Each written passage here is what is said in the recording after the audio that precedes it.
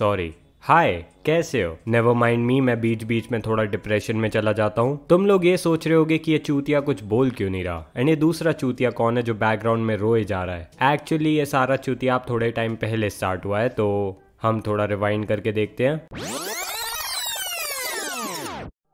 तो जब मैं पैदा भी नहीं हुआ था, नहीं सॉरी, थोड़ा ज्यादा रिवाइंड हो गया। वैसे देखा जाए तो ओरिजिनली सारा चूतिया आप यहीं से स्टार्ट हुआ था, बट स्टिल थोड़ा आगे चल के देखते हैं।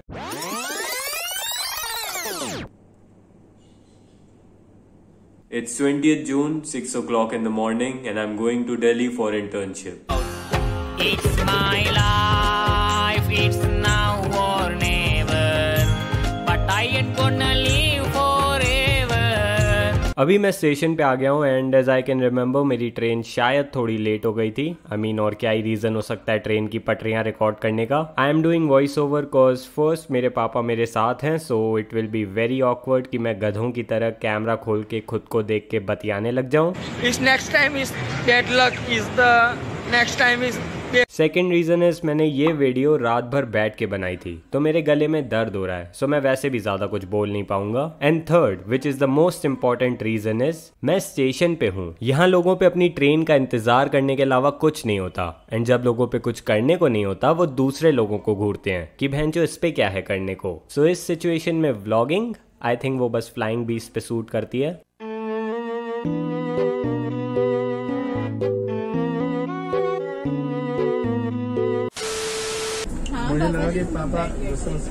It's the voice of the couple that was sitting right next to me.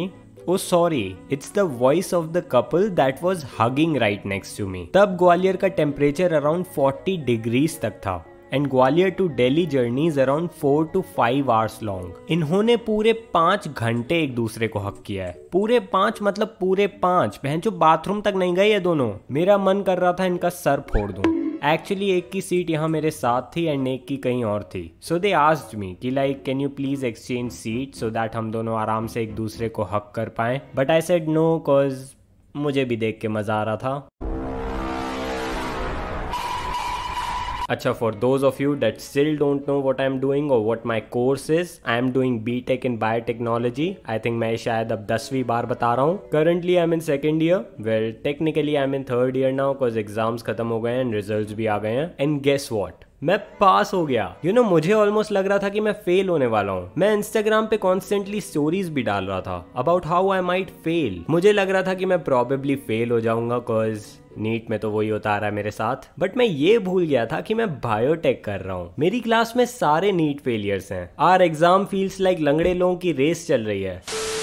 So the point is मैं पास हो गया and this is going to be my very first internship. मुझे कोई आइडिया नहीं है वहां हमसे क्या करवाया जाएगा या कैसे प्रोफेसर होंगे। मे बी वो हमसे बहुत ज्यादा काम करवाएंगे एंड कुछ नई चीजें सिखाएंगे, या मे बी वो अपना एक्सपेरिमेंट करके हमें बीकर धोने बोल देंगे कि बेटा हमारा एक्सपेरिमेंट हो गया, अब चलो जल्दी बर्तन धो दो। I really don't know what to expect. You know, biotech is a very interesting field if you are interested in scientific research and shit. But कभी कभी मैं जब यूट्यूब खोलता हूँ मुझे लगता है बायोटेक लेके गलती तो नहीं कर दी मैंने। Have you guys seen this video? ये देख के मुझे पहली बार लगा कि शायद मुझे कॉमेडियन बन जाना चाहिए था, बिकॉज आजकल स्टेज पे कॉमेडी छोड़ के सब कुछ हो रहा है, एंड कॉन्फिडेंस देख के लगता है अच्छा खासा कमा लेते होंगे। अब्बा, मैं कॉमेडियन बनना चाहता हूँ अब्बा। जानता हूँ थोड़े कम पैसे कमाऊंगा, पर मैं खुश रहूंगा अब्बा।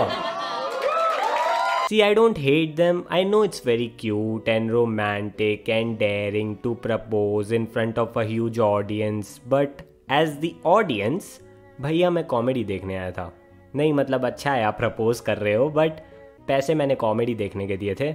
ये हो गया हो तो वो चालू करें। But on a kind note, I wish them a happy life. I don't know how to give blessing, so I hope I am saying the right thing.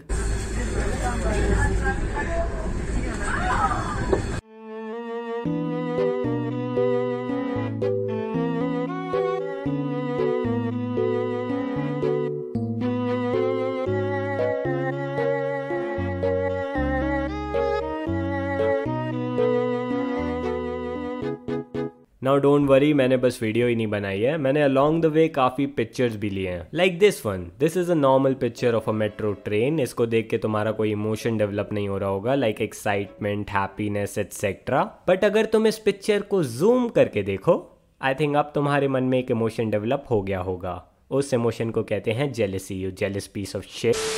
This is another picture, it's basically a metro rule. As you can see, इस rule के according you should never look at your shadow. इसके पीछे एक काफी valid reason है। क्या है कि अगर तुम अपनी परछाई को देखोगे तो तुम्हारी परछाई तुम्हें देखेगी, एंड अगर तुम एक दूसरे को देखते रहोगे तो चूतिया तेरा स्टेशन निकल जाएगा, उतरेगा कब। So you should never look at your shadow, it can be dangerous.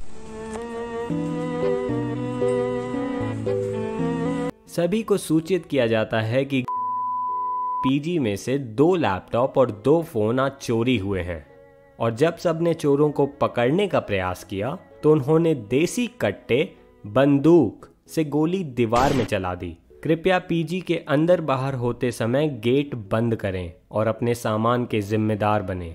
So welcome to Delhi, sounds like a very safe place. So this is my room and this is my room after a little bit of decoration. Not decoration, चादर बिछाई है बस मैंने। I think लड़कों का यही decoration होता है। And now I am hungry cause मैंने सुबह से कुछ नहीं खाया, so I took a bath and went out to eat something. Then मैं मोमोज खा के 1 घंटा सो गया cause I was too tired to do anything else.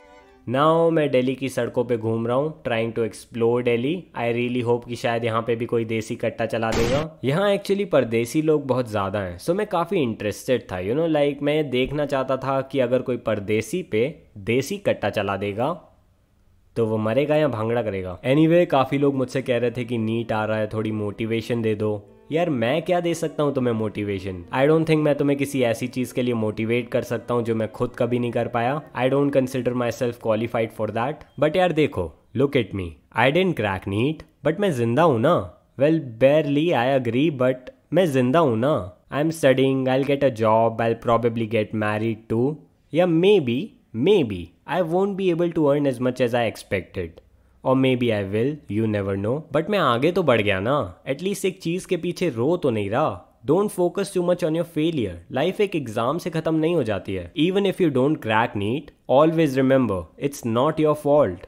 Well, it's not entirely your fault. अगर तुम एग्जाम के लिए पढ़ ही नहीं रहे तो let's be honest, that's your fault. But still, मैंने आकाश में ऐसे बच्चे भी देखे हैं जो दिन भर पढ़ते रहते थे बट फिर भी उनका कुछ खास अच्छा स्कोर नहीं आता था। That's fine, you are probably not made for this. Grow up and tell your parents कि अब मुझसे ये नहीं होने वाला, I can do this shit any more, and move on. It's never late until it's too late. And if you still want to try again, it's okay. Do whatever you want. But at least एक end point decide कर लो.